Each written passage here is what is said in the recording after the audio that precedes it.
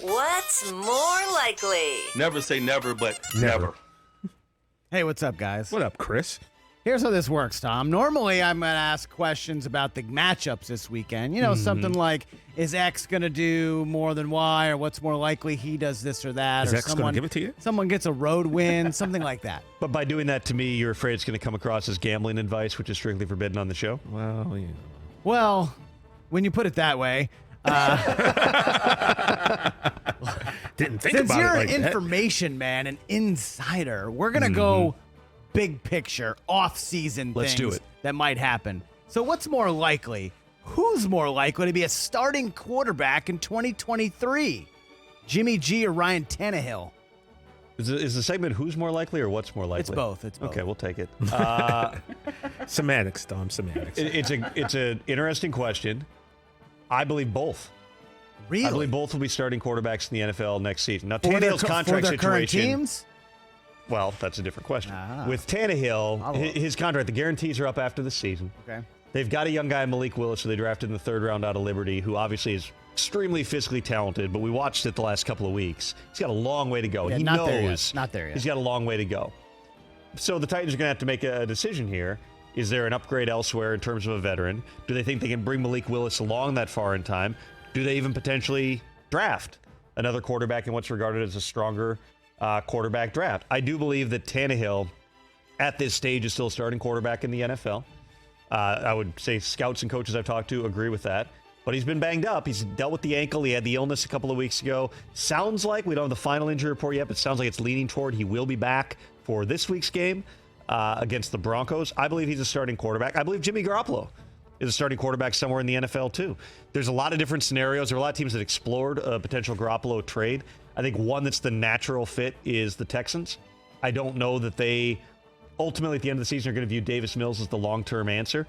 And then they're obviously going to have a very high draft pick. They can go get one, but you may not want to play that guy immediately. That'd be a natural place for Garoppolo to go. He may not want to be a placeholder.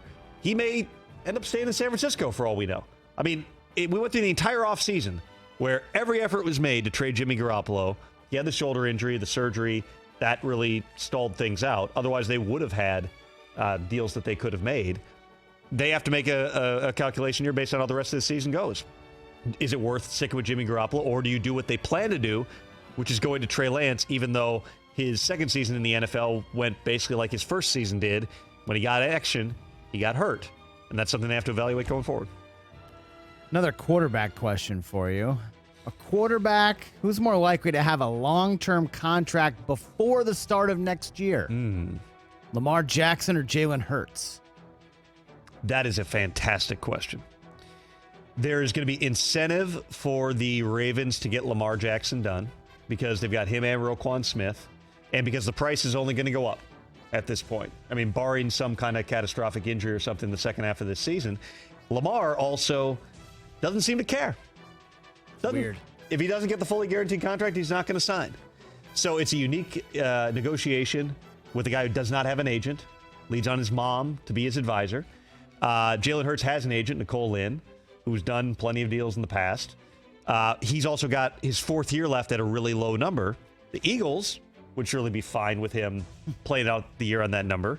Generally speaking, agents don't want quarterbacks in particular to play out their rookie contract, especially because the Eagles then would have tagging options. If Jalen Hurts plays at the level that he's playing right now through the rest of the season, I believe he's the one.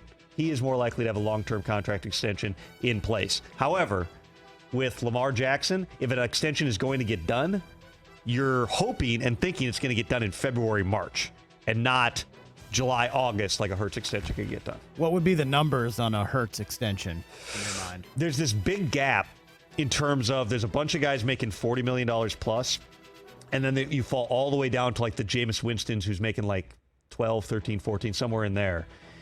Jalen Hurts is somewhere, I don't know that he's getting $50 million a year, but that's, the going rate is 40 plus. Why can't he for get all those guys. Why can't he get Dak money, right?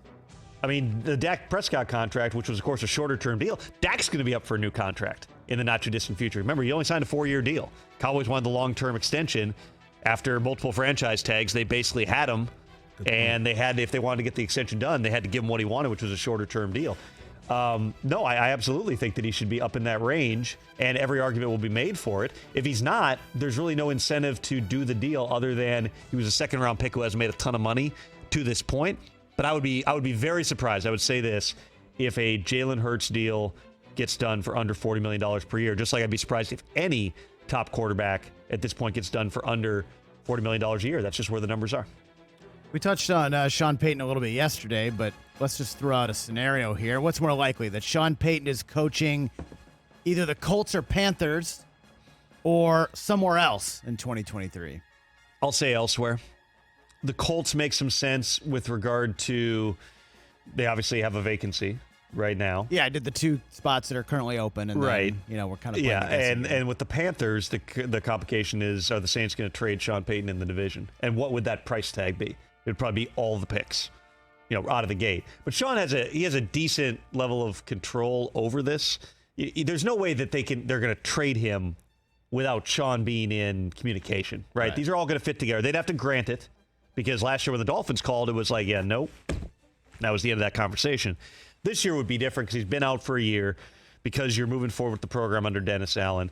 I do believe if Sean Payton wants to coach elsewhere, the Saints will figure out a way to get it done. I don't think either of those 2 situations make sense right now, because currently those situations involve Sam Ehlinger and P.J. Walker playing quarterback. And Sean Payton's going to want to go to a situation. Maybe they can get a quarterback.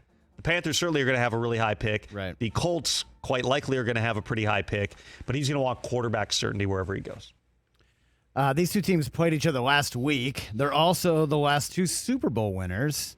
Who's more likely, the Super Bowl champ most in need of a rebuild, Rams or Bucks? Well, the Rams are going to have a hard time rebuilding because they don't have picks, because they've given up a lot. They did not make a big deadline deal here, but they're also tied into a lot of really expensive contracts between Matthew Stafford and Jalen Ramsey and Aaron Donald. I don't see that as a rebuild. As long as those guys are there, they're going to be trying to compete right now, because this is their window. You re-sign Aaron Donald for what you did. You really are playing this like you had a 2-year window, 2022, 2023. Now, they obviously have issues, and they're going to have to make some moves, and they've shown that they're willing to be aggressive, and they're willing to eat cash to facilitate things. I don't see them as a rebuild. I think the Bucks, if Tom Brady is not a member of the team in 2023, which, remember, unlike last year, he can pick a spot now because he's a free agent. I believe that that's a team that has to look into reconfiguring things. They got a lot of veterans. There's a lot of veterans on 1-year contracts on that team. You still have guys like Shaq Barrett and Devin White and Chris Godwin, who are signed and locked in for the long haul. So it's not a total tear down, but it would be a rebuild if you're talking about moving on from the greatest quarterback of all time. The Bucs are in a better position to do that. And would Kyle Trask be the guy next year, most likely? We haven't seen him. Right. We really haven't seen Kyle Trask. I mean, coming out of Florida, the word from coaches and scouts was just, he's a big guy with a big arm, but he can't move. He's just not. Now, he was dealing with, I want to say it was an ankle injury or a foot injury through a lot of his last year at Florida. That definitely impacted his mobility, but he's still just like a big, heavier footed type of a guy, which outside Tom Brady, how many of those guys are playing in the league right now? He'd be the fit for the scheme, but ideally when teams are looking at these guys right now, you're looking at the Josh Allen, Patrick Mahomes prototypes of somebody who can get out, stretch you with their legs, make throws off platform, off balance. With Tom Brady, he's the best for a reason, because he can sit in the pocket, dissect the defense, get the football where it needs to go, communicate with his players, all the sight adjustments and route adjustments. That's what makes Tom Brady great. Is Kyle Trask able to do that? I'm not saying he can't. We just have no idea because we haven't seen it in the NFL. Catch the Rich Eisen Show every single day on the Roku channel, 12 to 3 Eastern, for free.